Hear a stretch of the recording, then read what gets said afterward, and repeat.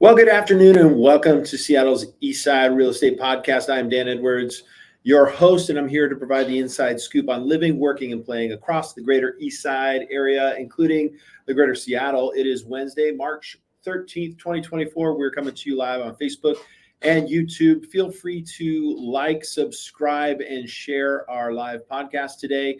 If you are listening to this where all other podcasts are, like Google Podcasts, Spotify, Apple Podcast, and more, please do rate this podcast. And if you're ever interested in sharing if you have a local business here in the greater Seattle area, or if you've got some great relevant real estate tips and tricks that you want to share with our community, please do reach out to us.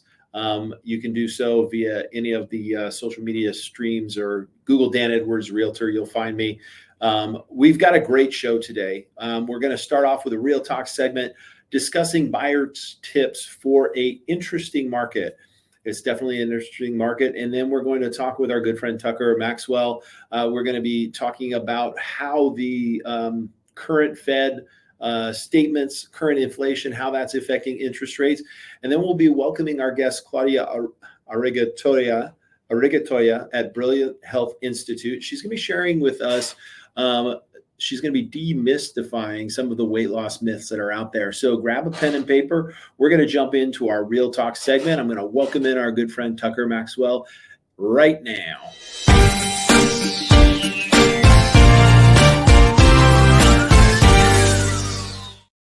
All right, so for our Real Talk segment, I thought it would be good to kind of take a couple of different perspectives. As a lender in this market, you've been doing this for a while. As a real estate agent in this market, I've been helping folks for a while. But what are some tips that buyers can take away, aside from the standard kind of tips on how to have success in this market? And there's a lot of different things you can do, but the first thing we're going to start out with is just be ready. And when it comes to being ready, there's a lot of different things involved. The cycle of a home purchase, generally speaking, is about 18 months. Are you seeing that from your side when you have the individuals that have an idea of buying a house?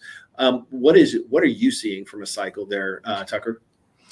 Yeah, we're seeing it's moving quick. I think with interest rates being where they're at, the people that are applying for a home loan, they're ready to buy, they want to buy, and they're ready to go. Whereas when interest rates are down, you have more looky-loos, people that are kind of kicking the tires.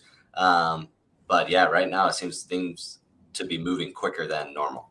Yeah, and maybe I'm putting it in a little different sense, but from the time somebody starts to consider, hey, should we buy a house, to the time they actually do so is about 18 months. Now, it may be different. Once they get to that pre-approval section, that's where we know they're serious, because essentially you're handing over your financial information. So one of the things for being ready that I always like to do is what we call a buyer strategy session. And that really is about kind of helping the buyers discover what they want from what they need and what the market will provide, right? So from the same standpoint, what are some things people, before that pre-approval process, what are some things some people can do on the finances in order to be ready? Yeah, so one is to know their numbers, know how much are they spending each month on discretionary items versus necessities. So that same kind of conversation, but is Netflix and Hulu and all these subscriptions absolutely necessary as compared to a cell phone bill? So kind of looking how much money's coming in, how much money's going out each month, and what does that cash flow look like? Outside of that, earn money. So stay employed, keep your job, and save money, because as we know right now, money is really what will help you buy homes, increase earnest money, handle inspection fees, things like that. So save money, stay employed, and know your numbers.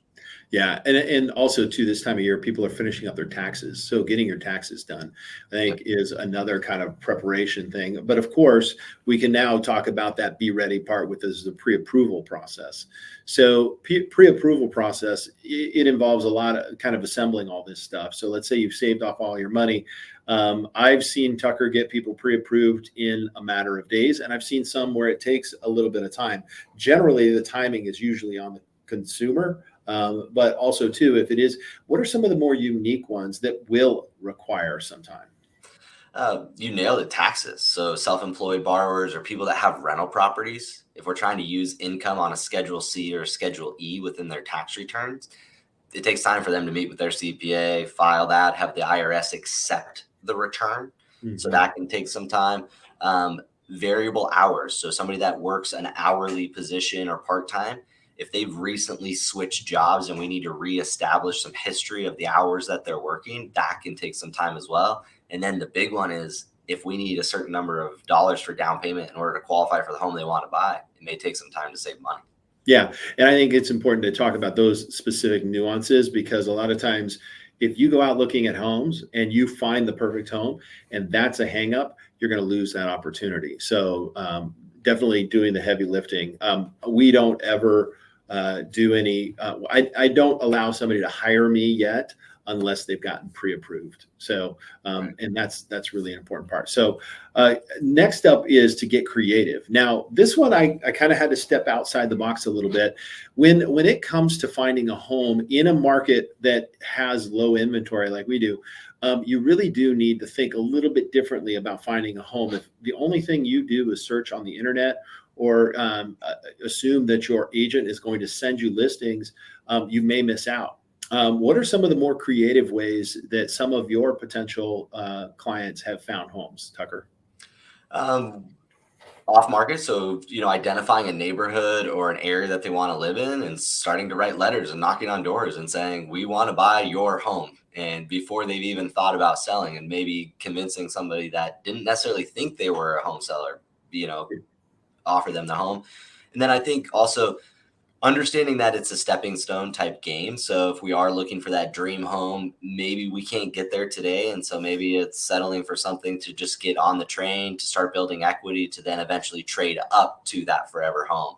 But I think there's a lot of different ways that people can get creative and still win in a competitive marketplace.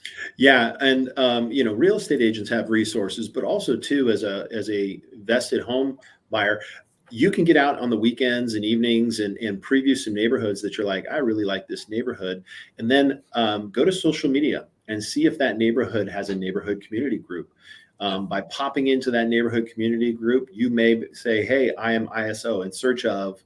Anybody that's thinking of possibly selling. Now, I want to add a caveat there is this is much more powerful too when you do the last thing, and that is hire a professional. So I am suggesting your professional should be creative enough to help employ these as a tactic that you do together, identifying a neighborhood, sending out mailers, sending out handwritten notes, knocking on doors. But hiring a professional is where you're going to make sure you get a fair deal and have somebody there strongly negotiating. I have seen many people, buyers, go into a situation. This actually was a good friend of mine, and she was looking in a neighborhood, and her husband and I were talking, and she was out walking dogs. She found a home, and she was like, "I love it. I want to buy it," and our leverage was completely gone. Right. So we had no ability to kind of negotiate the price down because of the interaction between the seller and the buyer. In most cases, it can come out well, but in other cases, it could harm you financially and it could also put you at a disadvantage. So just being careful. And when you insert a professional in between, it allows you to kind of have a buffer between being kind of a jerk and negotiating hard. Let me be the jerk for you because I'm actually good at that. Anything to add to that, Tucker?